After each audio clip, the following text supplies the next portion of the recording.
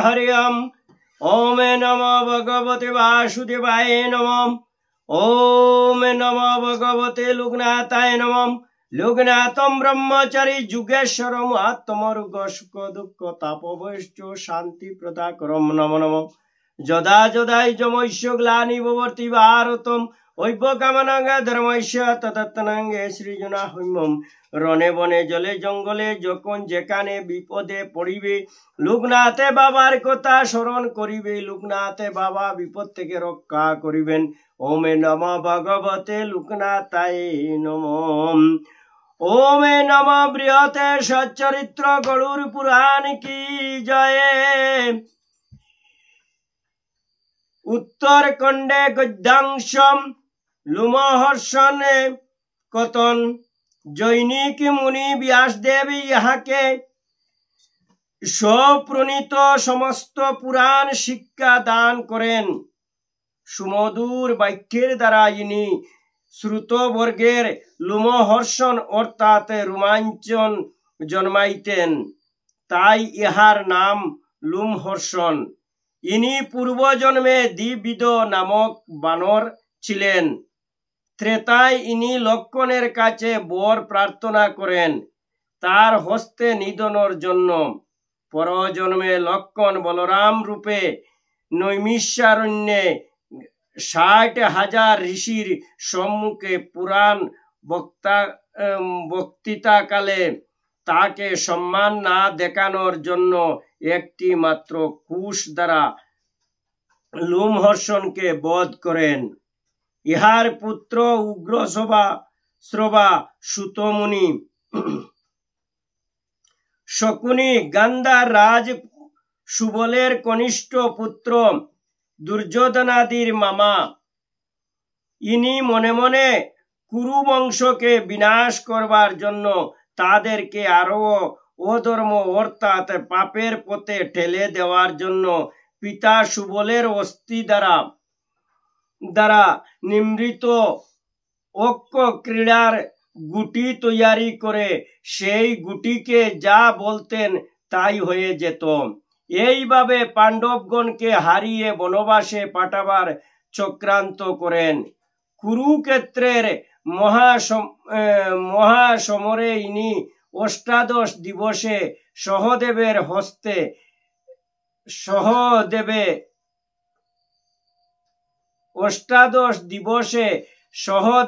হস্তে বিনাশ প্রাপ্ত হন। শত্রুঘ্ন মহারাজ দশরথের কনিষ্ঠ পুত্র সুমিত্রার গর্ভে লক্ষ্মণের ভ্রাতা ইনি সকল সময় ভরতের অনুগত ছিলেন। ইনি জনক রাজার ভ্রাতা কুশধ্বজের কন্যা শ্রুতকীর্তিকে বিবাহ করেন।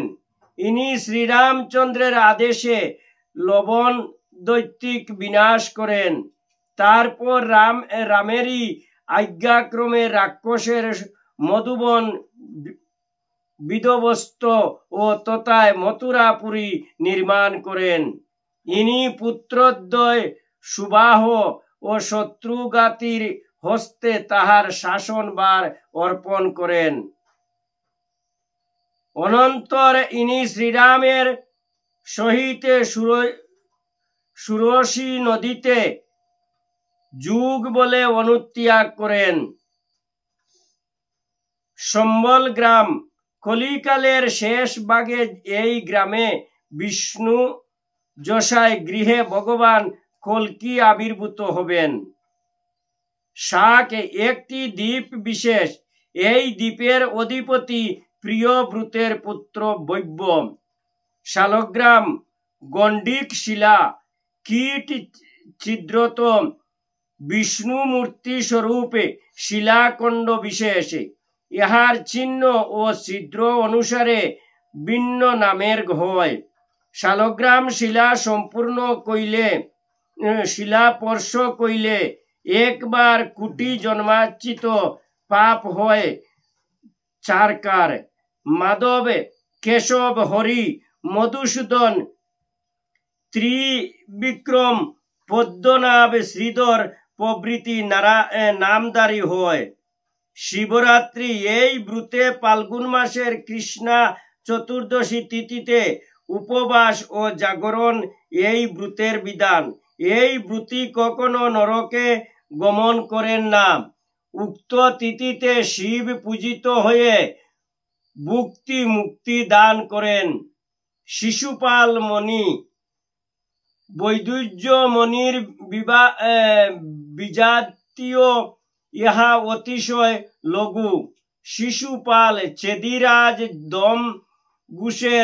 দমঘুষের ঔরসে বসুদেবের ভগ্নী শ্রুতশ্রবার গর্ভে ইহার জন্ম।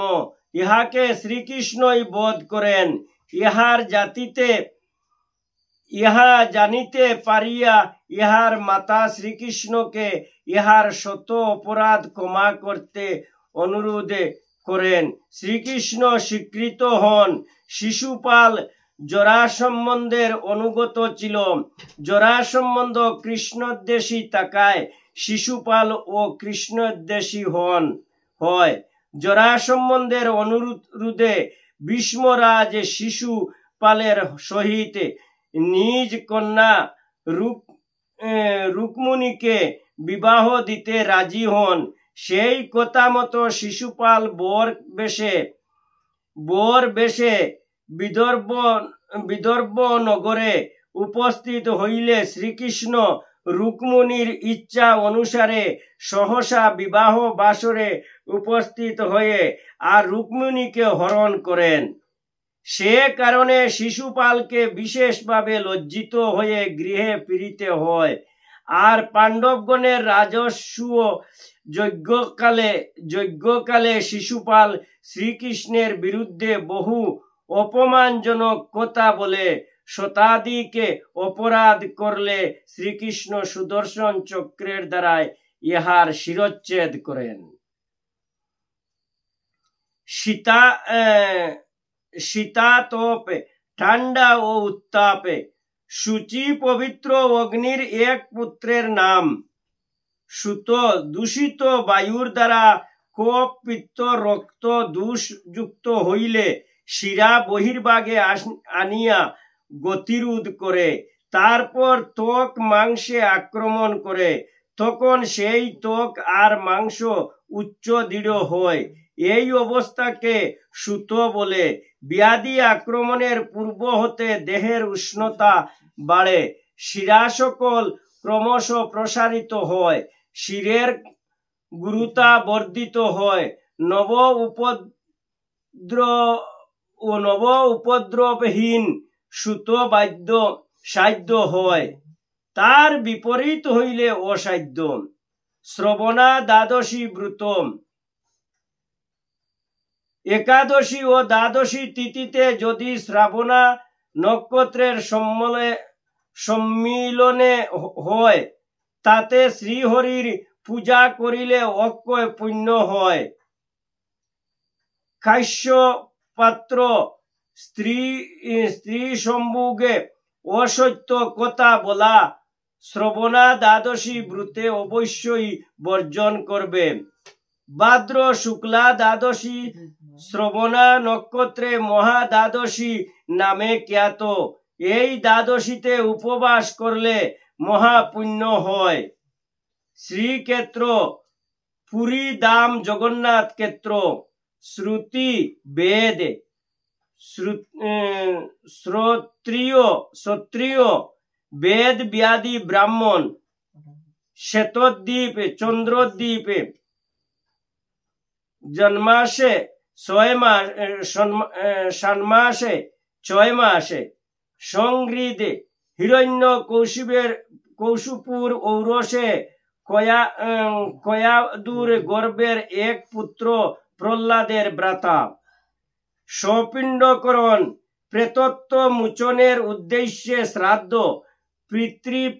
পিতৃপিণ্ডের সঙ্গে প্রেত পিণ্ডের মিশ্রণ। মৃত্যু দিনের 1 বৎসর পরে এই শ্রাদ্ধের বিধান। সপিণ্ডকরণের পর প্রেতদেহ ত্যাগ করিয়া বুক দেহ লাভ করেন। মৃতজনের গৃহে কোনো শিশুর অন্নপ্রাশন কিংবা বিবাহাদি কার্য উপস্থিত হইলে এই শ্রাদ্ধ 1 বৎসরের পূর্বেও করা হয়। ইহাকে অপকর্ষ সপিণ্ডন বলে। সপ্তমী ব্রত সপ্তমী তিথিতে ব্রাহ্মণ পূজন করিয়ে মন্ত্র পড়ে সূর্যের অর্চনা করে তারপর অষ্টমী তিথিতে পালন করার বিধি মরিচে পূজন করে। এই ব্রত সাধনে স্বর্গলাভ হয়।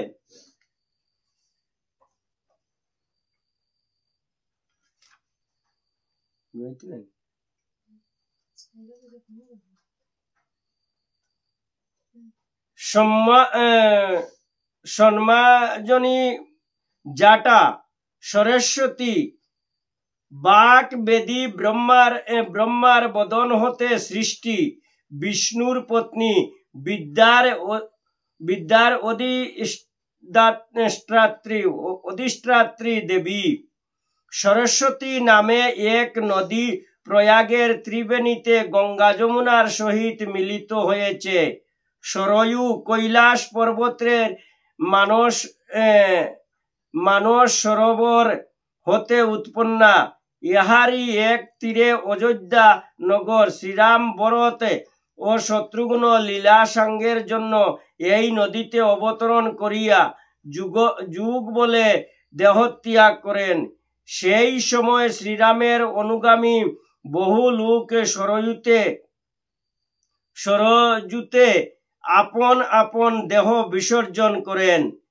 সহদেব কনিষ্ঠ পাণ্ডুর ক্ষেত্রে অশ্বিনী কুমারের ঔরসে মাদ্রীর গর্ভে যমজ পুত্র রূপে নকুল ও সহদেবের জন্ম। মাদ্রী পাণ্ডুর সহিত সহমৃতা হইলে ইনি শৈশবে কুন্তীর দ্বারা পালিত হন। অপর ভাতৃগণের সহিত কৃপাচার্য ও দ্রোণাচার্যের নিকট অস্ত্রবিদ্যা শিক্ষা করেন। দ্রৌপদীর গর্ভে ইহার ঔরসে শ্রুতসেন নামে এক পুত্রের জন্ম হয়। ইনি ভানুমতী নাম্নী এক যাদবীর ও পানি গ্রহণ করেন। ইনি আজীবন যুধিষ্ঠিরের আজ্ঞাবহ থাকিয়া ভাতৃগণ সহ সকল প্রকার সুখ দুঃখ ভোগ করিয়েছিলেন। ইনি